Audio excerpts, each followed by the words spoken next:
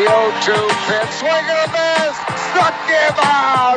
The Philadelphia Phillies are 2008 World Champions of Baseball. Lining up, Adrian double, and here it comes. Ultima kick, connects. Philadelphia Eagles are Super Bowl champions. Eagles fans everywhere, this is for you. All right, hello, ladies and gentlemen, and welcome back to another episode of Game Day. To preface this, I have no script for this video because all of yesterday I was pretty much writing up my script for today's episodes that I will be recording with Mr. Solis, discussing our top 10 wrestling matches of 2022. But that doesn't mean I still don't got a lot to say when it comes to the NFL this week. But so, of course, start off with our recap, and quickly just want to say feel bad for the Cardinals and Kyler Murray. I think they just announced that like it's officially that he tore his ACL. I think it was. I don't know for sure, but like basically season-ending injury. Really sucks. Pretty much ends any hope for the season. I mean, they're 4-9 now, so yeah, there's pretty much no hope for their season at this point. Really sucks to see that happen, and yeah, hoping the best for Kyler Murray. Thursday night football. Oh my goodness, I cannot believe that the Raiders actually lost that, and it's so funny because there's a guy on social media who he was like, oh, there's no Cooper Kupp, there's no Aaron Donald, and they're starting John Wolford under center. You know, like the Rams, they're like, there's no way the Raiders lose this. And then his next video is literally just him screaming, Raiders, what happened? They had no Cooper Kupp, no Aaron Donald. Baker Mayfield had barely gotten off the plane, essentially, and they still found a way to lose. Absolutely insane. Buffalo beats the Jets. I'm pretty sure. Let me double check. I'm pretty sure they have the full lead. Yeah, 8-5. Yeah, I'm pretty sure they're locked in for. I think so. Hold on. Let me check ESPN because I know ESPN has like the whole like symbols and stuff to let you know who's locked in, obviously. But I think Buffalo is confirmed in. But, you know, they beat the Jets pretty convincingly. So they got the tie break over Kansas City. So they're the 1 seed. And I don't think they could lose this to any of the other teams in their division. I mean, they could potentially, lose the remaining games and probably drop it to Miami, if any team. But I don't think any other team has clinched it except for you know who. But yeah, pretty good win from Buffalo.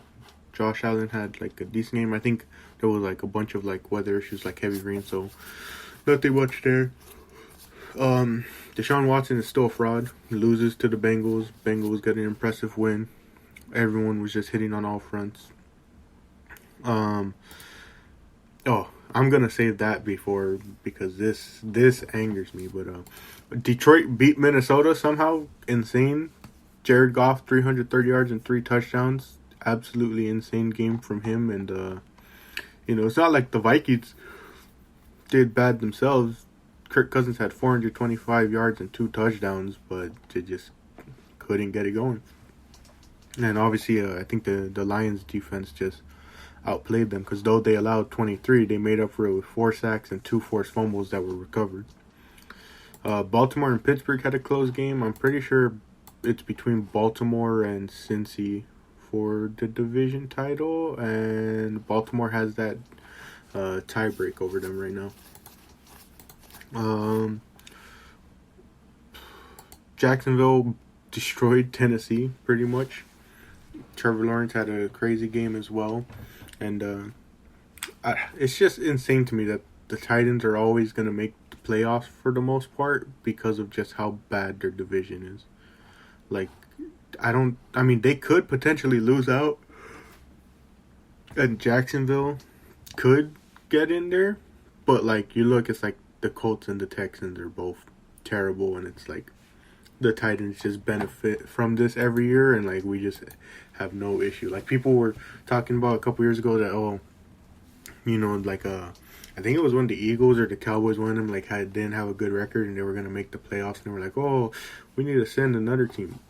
Tennessee gets to the playoffs every year and just gets absolutely mollywopped by any other team in the playoffs, and like no one ever complains about it. Like they literally were the 1 seed last season, right? And they got whooped. Well, not like whooped, but they got eliminated by the Bengals, who then went on to make the run for Super Bowl. But still, it's like it's literally annoying and outright, just embarrassing that this team is always getting sent to the playoffs when they're just not good. They're only good because of how good their division is, or how bad their division is, if I correct myself. KC beat Denver, which is no surprise to anyone, but except for the fact that Denver actually looked to make a comeback at one point. And then, of course, Russell Wilson went down. Hoping the best for him. He looked quite shaken after getting off the field. Didn't look too good for him. Hoping the best for him. KC looking dominant as ever. Carolina beat Seattle, which doesn't help out Seattle's case for trying to win the division and even trying to get into the playoffs, as even with their loss Sunday, New York and Washington are still ahead of them. So yeah, it doesn't really help Seattle out too much by losing that game. And it really doesn't help them in their case to try and get that division title.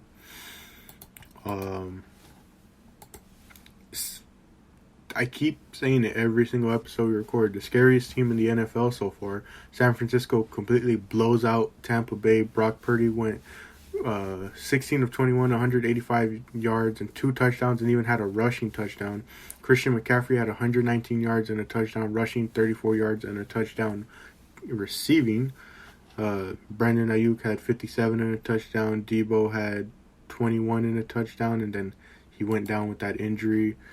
Doesn't look too well, and so many people have been having issues and talking about, just Kyle Shanahan, right? That's the coach, Kyle Shanahan, using these guys as like running backs in a sense, and that's what's led to the injuries of players like Trey Lance and Debo Samuel, which I can understand, especially when it comes to Debo. It's like, why would you use him running up the middle? Most of his best like rushing plays have come from east-west type running, but really sucks there for the Niners. But I mean, they still look pretty scary. Like their defense and the fact that they can just insert any decent quarterback into the system and have results is pretty insane. And then we had the battle between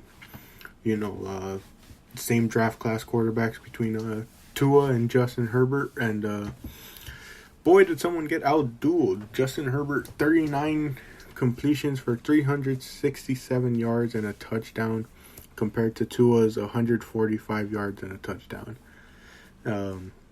Now, obviously, some people... No, you can't even say that. I was going to say, some people might say Justin Herbert has the better weapons, but he had Mike Williams and Keenan Allen, obviously, who went off this game. But Tua has Tyreek Hill and Jalen Waddle now. Like, there's not really much excuses there. And it's not like the defense were any different, They were pretty close, but it's just Justin Herbert outplaying them. And it's just so funny to see the whole social media quarterback. Who was it? Was it Emmanuel Acho who said that? Too funny. Both are incredibly talented, and, it's stupid to try and... It's dumb to try and put one down in order to, elevate the other. It's just kind of dumb, I've never gone that route, Obviously, I make jokes here on the podcast, but like I've always thought it's dumb to, there's no point in praising someone if in the act of praising them you're putting someone else down in the same breath. Like it's pointless at that point. Our final two games.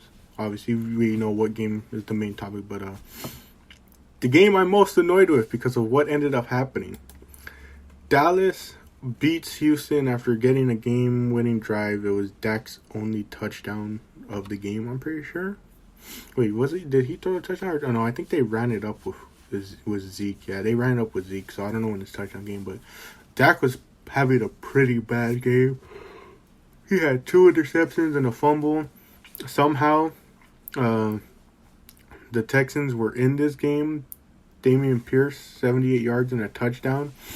They ended up taking him out, and, much like when Philly took Jalen Hurts out of that one game, it was clear signs of just them throwing this game to tank even further and, let the Cowboys win, but it was insane to see them win.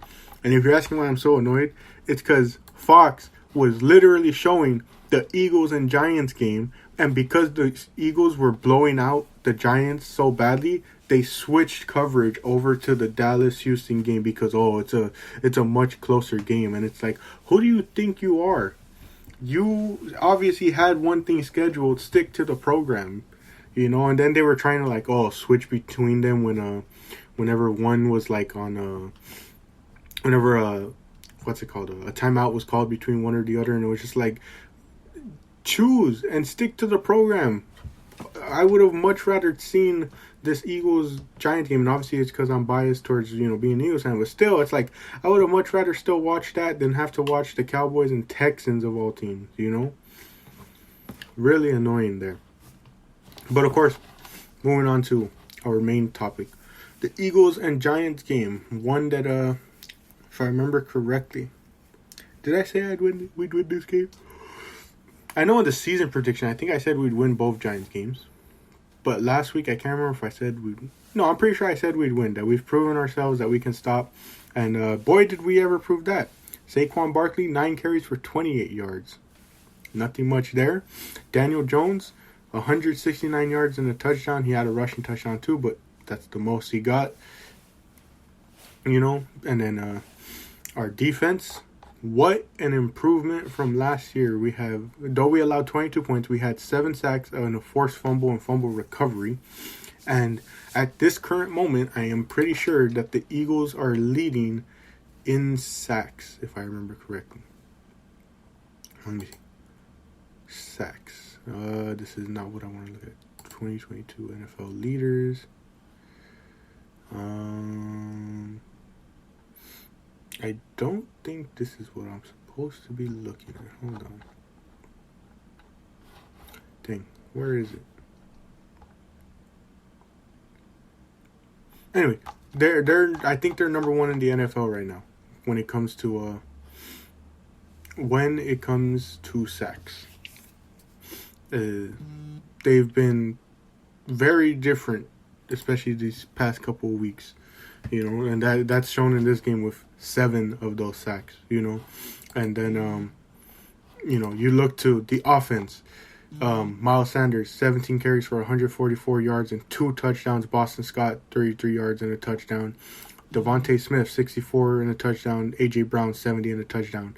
Since 2014, Miles Sanders is the first running back for the Eagles to get 1,000 yards in a season, and A.J. Brown is the first receiver since Jeremy Maclin in 2014 to get 1,000-yard season. That's how long we've been suffering in a sense. And even in that 2017 season, I think Alshon maybe had 900, maybe 800, but he did not have a 1,000-yard season. I don't think Nelson Aguilar came close, obviously being, he was the 3rd receiver on that team.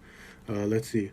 In that season, 2017 with Philly, he had 789 yards. Yeah, so he came close the year after with 843, but yeah, no 1,000-yard season for so long with this team,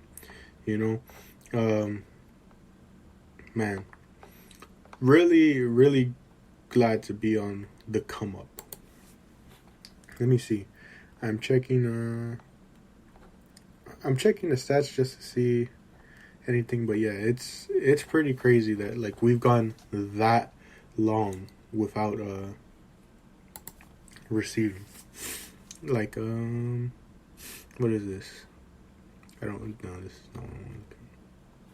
Oh, here it is. Wait, no, yeah, this is what I want to look at, right? Anyways, real impressive game from these guys, and of course, Jalen Hurts, 217 yards and 2 touchdowns, and then 77 yards and a touchdown on the ground. Absolute blowout win, absolute impressive win from these guys. It's just, it was an amazing game from them. We got to watch most of it until they cut the game, of course. Time of possession was pretty even, so ever since that Washington game, they've been doing real well on maintaining that, on the defense, let's see, Brandon Graham with 3 sacks, Fletcher Cox with 1, Milton Williams with 1, Hassan Reddick with 1, Josh Sweat with 1. Also, Brandon Graham was the one who forced the fumble, and I don't think any interceptions. I want to say Avonte Maddox was back this game. I don't know for sure if he was. It says he was, yes. Okay, so he was back. I guess Jordan Davis is still back, but he's on limited snap count, so he's not like appearing in the box scores that much. But I'm really waiting for Chauncey Gardner-Johnson to get back. I think Dallas Goedert's back next week against the Bears, which should be another blowout. I don't even think they have Justin Fields right now. I could be wrong, but I swear I remember seeing something about Justin Fields being out. And plus, I'm pretty sure Chicago is like one of the teams that are already eliminated. So, yeah. Wait, it says he practiced. Did he play? Oh, they were on bye this week, though. Weren't they? No, they played the Packers, right? Wait. Kind of lost right now. Hold on. No, they didn't play. They didn't play this week, but I thought I remember in that Packers game that Justin Fields went out, but I can't be too sure. But I mean that should be an easy win right there. As far as like the Giants game, I mean, there's not really much more to say, so that's why I'm kind of moving on towards next week, because it's like it was just a dominant win. A.J. Brown and Devontae Smith went off. Miles Sanders was going off. Jalen Hurts was going off. The defense was playing well. This is just like the Titans game last week. They just had all the pieces together. And this is not even them at full strength, They barely got Avonte Maddox back. They barely got Jordan Davis back last week. We still need Chauncey Gardner-Johnson back. We still need Dallas Goedert back. We signed a punter because I think ours went out. And we signed a punter that will hopefully be better, because I know that was a struggle. This game was the special team, so it's like, we're just moving on all fronts, and we're doing so well. I think I may be wrong about that Justin Fields thing about him being injured. I don't know. I could have sworn I saw something, but it looks like he will probably be playing. So got to be worried about him and shutting down, his run offense. But should still be a pretty easy game if I do say so myself. And looking at the next week, yeah, Bears should be an easy game, like I said. Got Dallas on Christmas Eve. I'm going to be honest, I expect to drop that game just because, it always happens. It always happens. Philly and Dallas always like to split the series for the most part, And I always hate it because the Dallas games always happen late into the season. And so depending on our record, half the time we're playing our bench and third strings because we either have secured a playoff spot or we've done terribly, and so there's no point in like winning, if you want to say, like you're basically tanking for a better pick.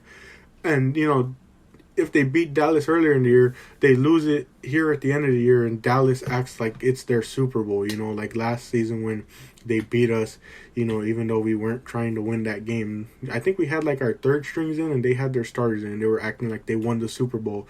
Hey, how did it turn out? Sure, the Eagles got thrown out by the Bucks, but you got thrown out by who even was it? Was it the 49ers or the Rams? I don't even remember, but they got whooped as well. So it's like, I don't know. Dallas is very annoying to me, obviously, as a Philly fan. Saints, they're going to be tanking. They're not going to be trying that game. And we're just going to... Or actually, no. They might try and win that game, because why would they want to intentionally lose and give us a better pick? But that doesn't mean the Eagles are going to let off the gas that game more than likely, even if it's week 17. And then the second Giants game, maybe we still win it, but I don't know. Probably drop that one just because, I mean, we're 12-1. We're hopefully going to beat the Bears. We're going to drop to 12-2 more than likely with the Cowboys. That's just how I feel. I don't know. Maybe... I don't think Chauncey Gardner-Johnson's going to be back for that game, so it's going to be tough. I could see us pulling out the window, so it's not like this is going to be a blowout for the Cowboys. No, it's going to be a close game, but I just feel like that's the one we drop. So that's 12-2, 13-2, 14-3 is probably how we finish this season. I think that's a good estimate, honestly. But with that being said, thank you all for joining for this episode of Game Day. And as always, many things in this life may seem impossible, but if you fight for your dreams will fight for you. Thank you, and I'll catch you all in the next episode.